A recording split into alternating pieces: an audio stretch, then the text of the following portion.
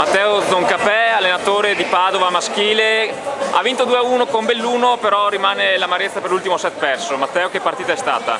Beh, ce la siamo giocata, nel senso che abbiamo dimostrato quello che doveva essere nei primi due game, abbiamo provato a cambiare formazione radicalmente come abbiamo fatto nel proseguo del secondo, abbiamo continuato nel terzo. Diciamo che non ci si aspettava un calo delle seconde linee così netto. Tanti palloni sporchi, tra virgolette, gestiti in maniera forse migliorabile. Sì, qualche palla di sicuro, soprattutto di seconda linea, si poteva gestire con l'opposto in maniera diversa.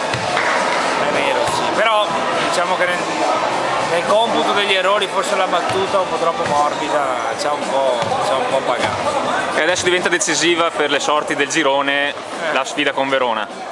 Sì, beh, era comunque decisiva, diciamoci la verità, ha vinto su Belluno, è solo Verona il nostro limite, diciamo. Adesso ci giochiamo e andiamo a divertirci. Però ti lasciamo scappare perché devi cambiare palazzetto, per cui in bocca al lupo. Grazie Crepi.